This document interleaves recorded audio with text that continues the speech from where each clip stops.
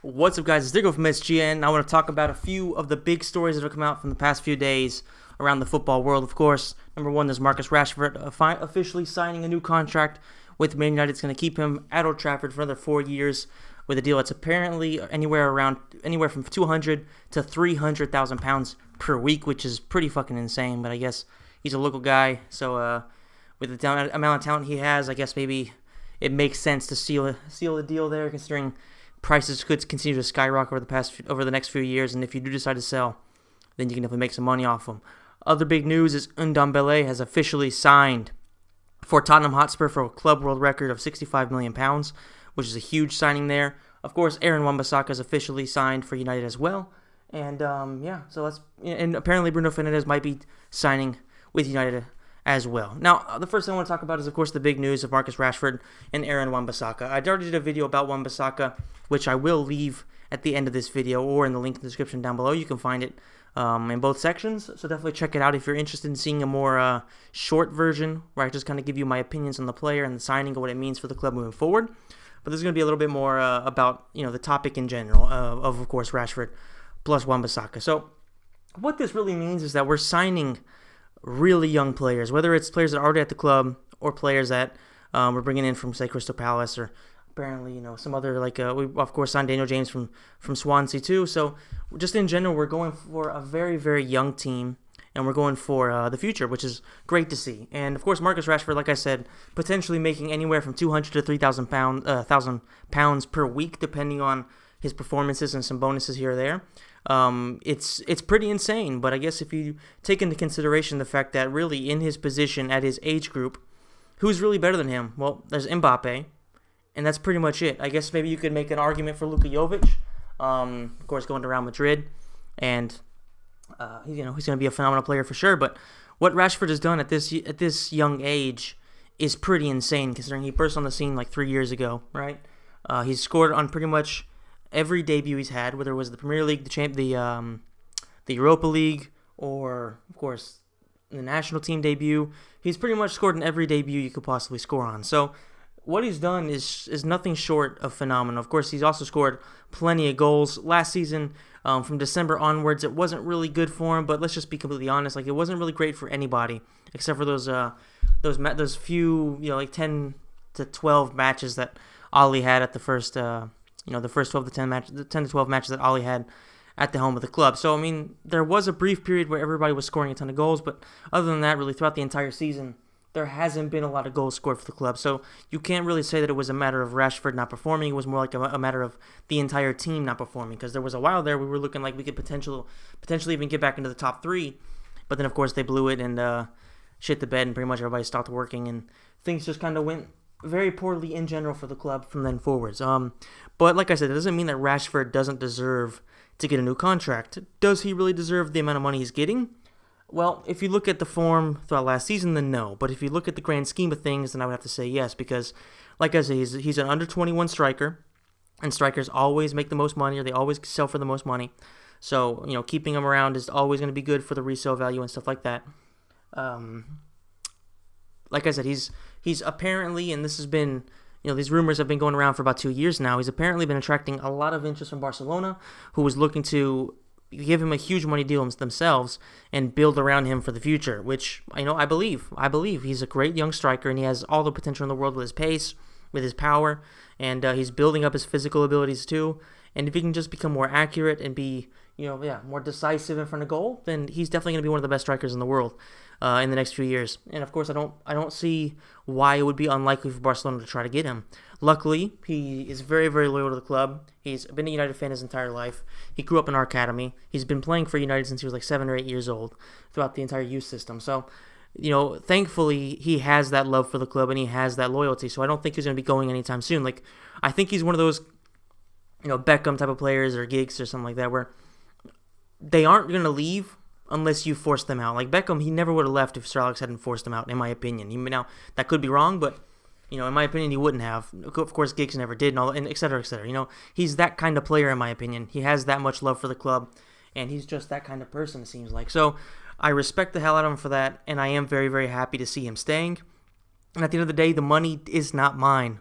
The amount of money that the Glazers have taken from the club, the hundreds of millions of debt, the hundreds of millions of pounds or dollars, whatever currency you want to put it in, of debt that they have inflicted on the club, it does not matter to me. Pay the men in this team, as long as they're performing, and as long as they work hard, pay them whatever it takes. Like, you can say a lot of things about Marcus Rashford, but he is one of the few players in that team last season that you cannot say he didn't work his ass off. Every match, he may have played poorly. He may not have been doing very good all season long, but he was always working hard. So that has to be taken into consideration, and he has absolutely been rewarded for showing consistent effort no matter what.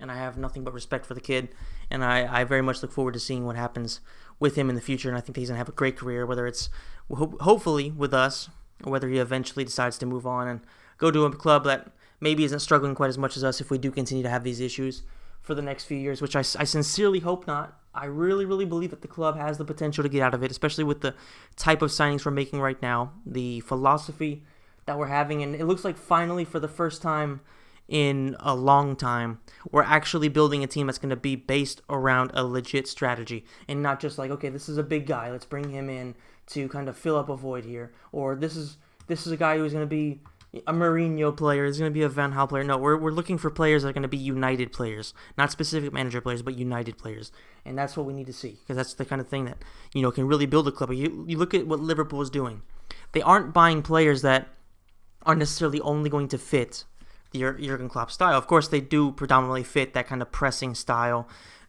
in your face at all times and high intensity play. But even without Jurgen Klopp, if they have a manager who is vaguely similar, then I think they're still going to have a lot of success. Maybe not the same amount, like I said, but definitely they're still going to have a lot of success. So I just think that this is great for our future. And of course, Marcus being, like I said, a kid who loves United, he's always going to give his best. And I think he'll always treat the club the way that the club is going to treat him. And hopefully it'll be a beautiful relationship for the next 10, 15 years, until he retires. When it comes to Aaron Wan-Bissaka, like I said, much like Rashford, this is one of the best players in their position, and he's an under-21 player. So the amount of potential in this kid is insane. Like, if he can continue to improve, if he can continue to develop his offensive game, which is probably his only weakness, then he's going to be an insane player. Like, a lot of people have been saying that maybe $50 million for a kid his age at a fullback position is too much or something like that. But in my opinion, like, if you take into consideration how much Kyle Walker went for a few years ago when he went to City for like $50 million or something like that, 55 million pounds, like, it's pretty much the same thing, because Walker, of course, was arguably the best right back in the league that season. Wan-Bissaka was arguably the best right back in the league this past season, and like, realistically, Wan-Bissaka being 21 and Walker being like his late 20s when he signed for City, there's a huge difference there, because Walker, he's realistically not going to be sold ever again for a major price. Like, City's never going to be able to make their money back of him. Probably not going to even be able to make half their money back on him. So that's something to take into consideration here. Whereas if Wan-Bissaka for some reason doesn't really pan out and doesn't really achieve what you would hope from him or what you would expect from him, then guess what? You can just resell him, and you're probably going to make, if not the same amount of money that you spent on him, then possibly even more. And at the very least, you're going to make probably 45 million pounds on him. So you're going to take a very, very small loss, and it'll be worth it in the end. I think that, like I said, with the talent there, with what he's shown to be able to do against top opposition, like you saw in particular, there were a couple of very, very impressive performances he had against United in particular last season. Like, there was a time where he absolutely just demoralized Anthony Martial. He also destroyed Alexis Sanchez and Marcus Rashford in the same match.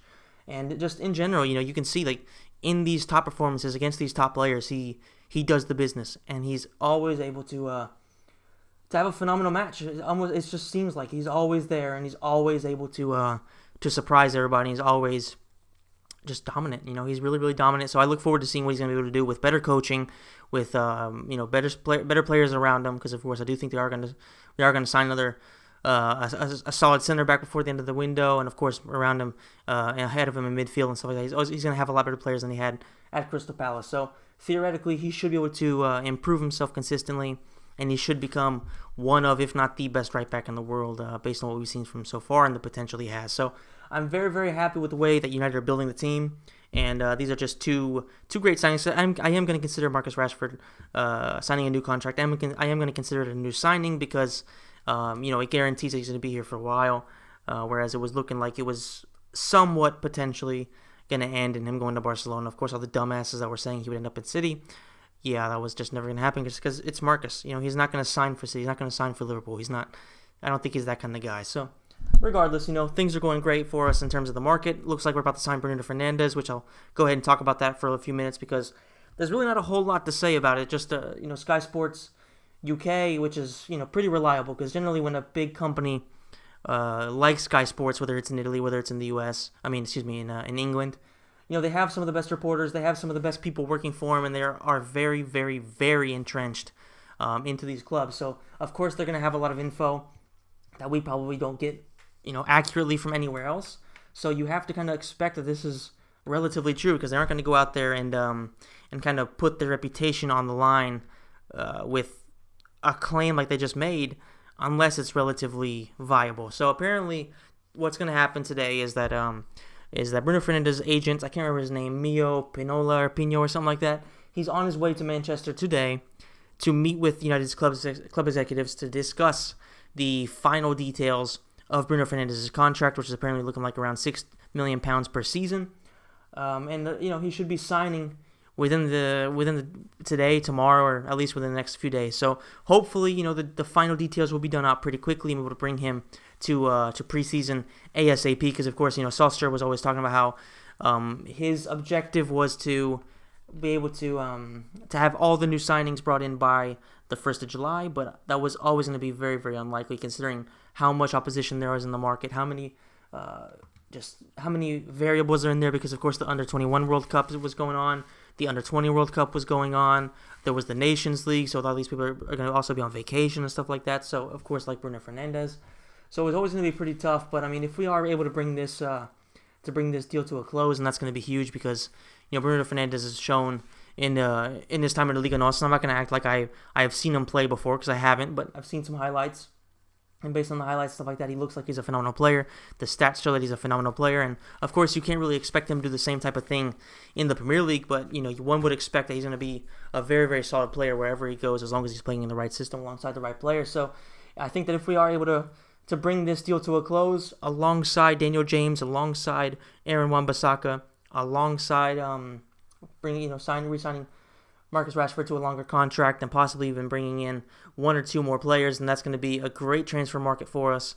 And it's just a matter of really figuring out how exactly all these offensive players are going to fit into the same system. Because that's something that we've kind of had some struggles with lately, is the fact that we aren't always able to exploit the strengths of all of our offensive players. There's so many of them that have similar abilities and similar styles, and we aren't always able to do the best with what we have. So hopefully that won't be the case with these guys. We'll be able to mesh them all together, maybe even alongside Pogba if he stays, then hopefully we'll have a very, very solid team. And it looks like the counter-attacking style that Solskjaer was trying to use throughout the end of the season could come to fruition, and I think that we definitely need, like I said, we need to sign a right winger, which apparently we're looking into Olmo, the right winger, under 21 from Spain, which of course would fit the bill, fit the kind of player that Ollie's trying to bring in. And of course, we need a center back desperately. So hopefully this will all come to fruition. But one thing that has come to fruition for Tottenham Hotspur, though, is the major signing of Ndombele from Lyon. And that's a huge, huge, huge signing for them. Because if you look at the way that Spurs have been built over the past few years, they've been very, very intelligently built by a guy like Daniel Levy, who you can say a lot about him. He's one of the most difficult people to ever buy players from because he has high expectations. He doesn't accept any, lowball deals, and he does always try to get as much money as possible for a player. So he is a pain in the ass to deal with if you're trying to buy from him, but you have to say that he has done a very, very good job of rebuilding this team, especially because they've done this while also only having officially moved into their new stadium, 4 months ago or something like that. So all that money was spent on the new stadium. They slowly but surely built a phenomenal team using the money that they spent on Bale as well, and they brought in, they've developed young talent like Dele Alli, etc. They brought in Christian Eriksen, who was a great player for them. It looks like he might be leaving possibly, but if he does stay, he's going to be one of the best players in their history, which he already is, but he's going to continue to be a club legend for them. And they've just done a very, very solid job of building up this team, and of course, it all culminated with them reaching the Champions League final, which they unfortunately lost to Liverpool in a match that they arguably, they could have won that game for sure. I think they dominated possession. They really encountered Liverpool on what was arguably Liverpool's worst performance of the entire season, but it wasn't enough, and they just, in front of goal, they weren't decisive enough, and they blew a lot of chances, and they weren't able to win the match. But regardless, it was a huge, huge, huge achievement for Tottenham. And now that they've got the stadium officially built and they've moved into it and they're going to be making revenue off the stadium, they can focus on attracting top-level players to play alongside the already very, very skilled players they have.